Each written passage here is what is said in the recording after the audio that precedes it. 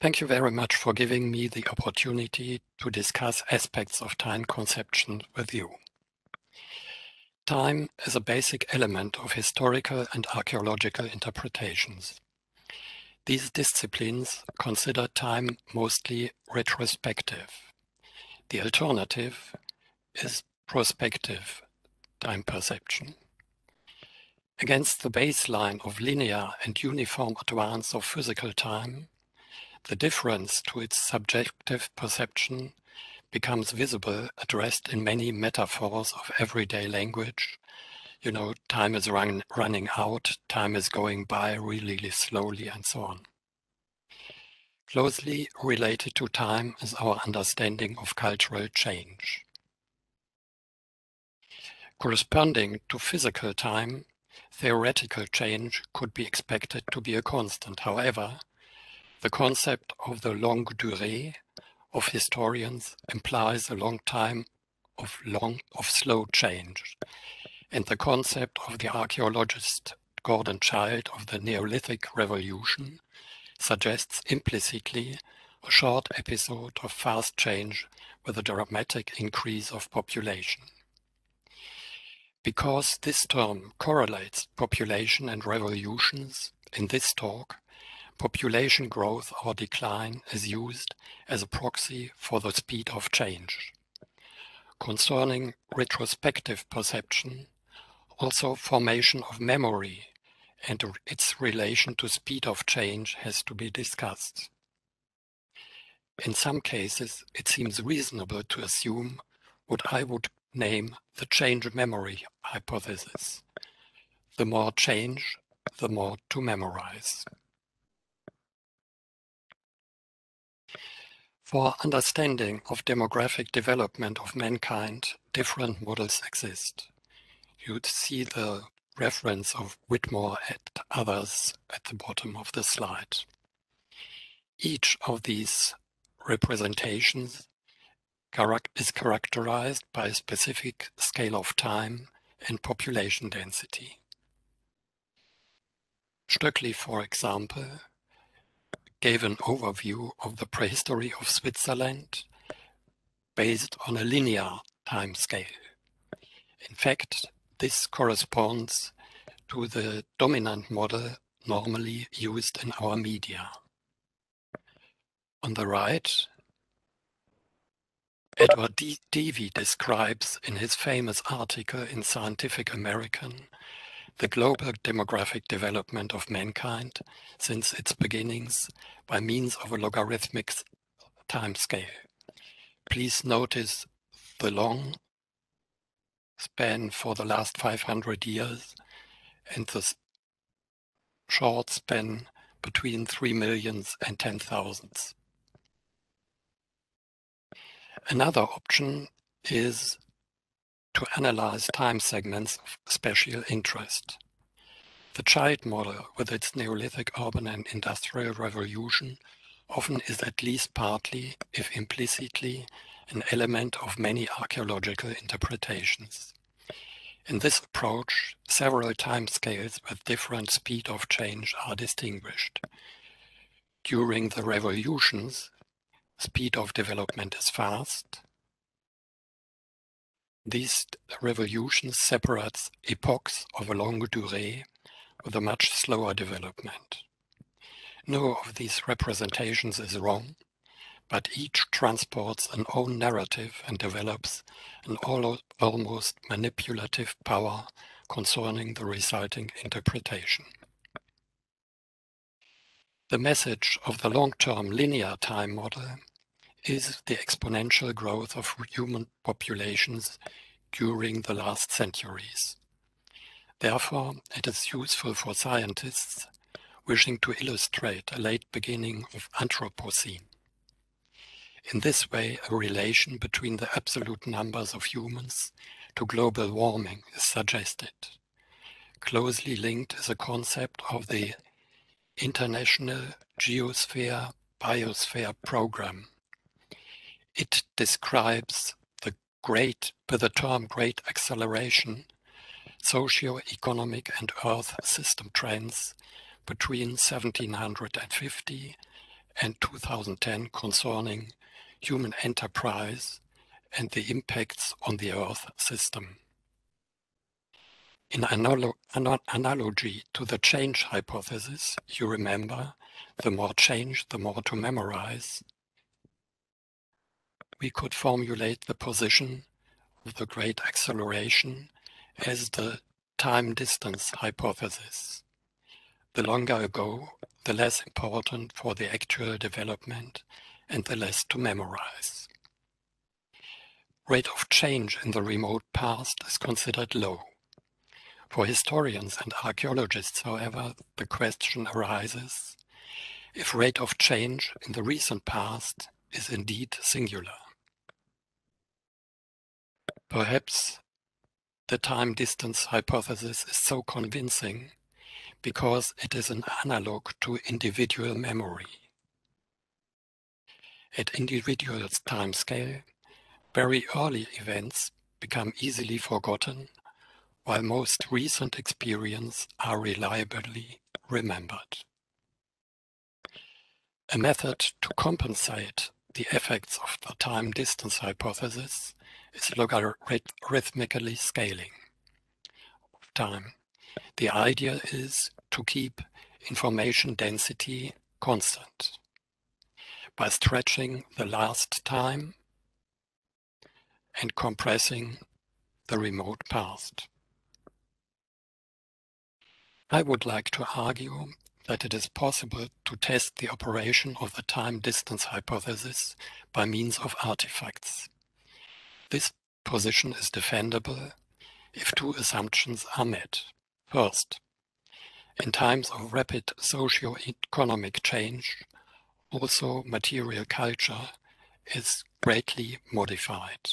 Second, while in times when tradition is considered very important, people judge innovations skeptically. It is interesting to see that this hypothesis is confirmed only for hunter-gatherer societies on the left. You see, the younger, the shorter duration of typochronological units. Therefore, logarithmically transformed age classes are optimally adapted to this kind of archaeological knowledge. Two arguments want to make this observation understandable. First, with increasing age, probability of loss of evidence increases. Second, small populations are expected to produce only a limited amount of innovations, while danger of loss of knowledge is high. In a review of the archaeological literature, Frank Siegmund has collected expert knowledge concerning dating accuracy based on artifactual evidence of sedentary societies, you see on the right. The x-axis represent centuries before and after Christ, the y-axis representing duration of archaeological phases in years. This graph makes clear that chronological resolution does not deteriorate generally with age. Otherwise, we should expect a relation similar to the red line. That the age hypothesis does not hold for sedentary societies, however, makes the just mentioned attempts to explain why that happens questionable. Loss of evidence due to age and limited innovative capacities in small-scale societies seem not to be able to explain the observed relation between age and change in material culture. Nevertheless, operating on the time-distance hypothesis could help to understand the archaeological record in some parts. Considering long-term developments, there seems to be a rough correlation of age and information density. The third time model I presented in the beginning is the child model. As already mentioned, he proposed the terms Neolithic and Urban Revolution following the prototype of Industrial Revolution and expected for each of these episodes of fast change a marked population increase related to important economical innovations. Between these interruptions, long eras of slow change are suggested. As you see, these differences in an order of magnitude are between different epochs are corroborated empirically today by the results of different projects. Unified empirical estimations for the population density of the Upper Paleolithic were worked out at the European scale. For the times between Neolithic and 1800 AD, population estimations, red dots, were developed for a region of about 30,000 square kilometers in the Rhineland.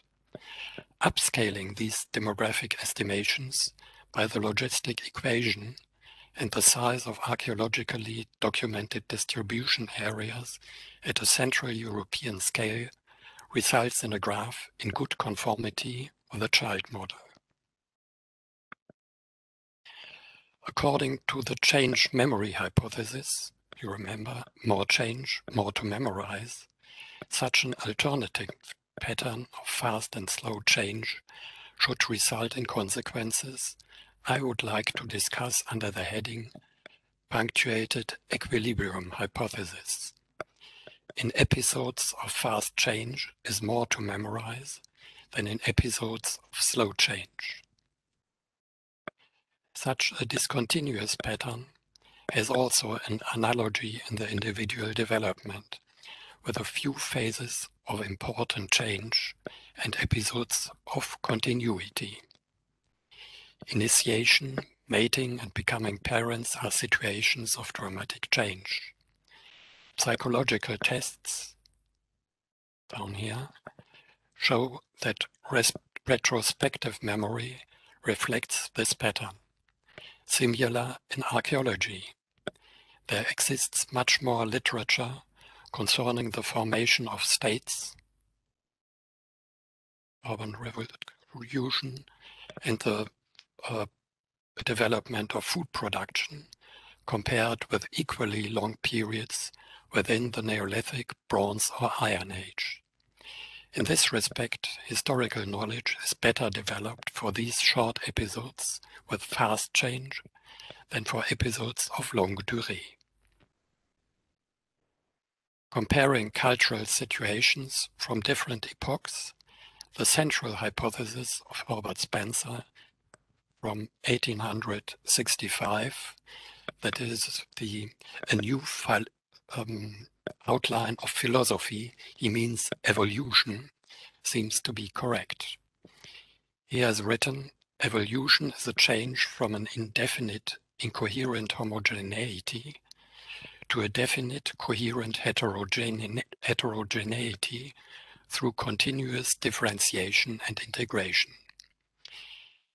In this compressed wording, integration includes aspects as formation of identities and size of cooperating group.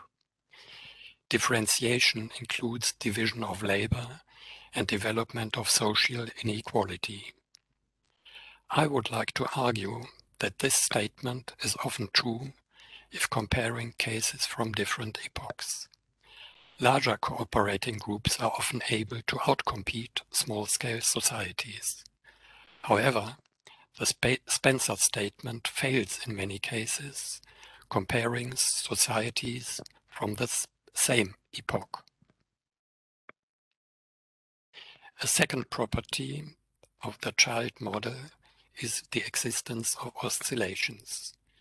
He has written, progress is real if discontinuous. The upward curve resolves itself into a series of troughs and crests. You see the wiggle pattern at this side.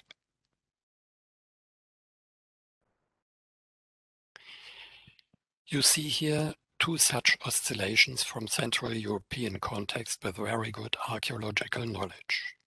Left from the early Neolithic, you see at the beginning of the band ceramic, there are only a very few houses. It increases during time and then decreases again.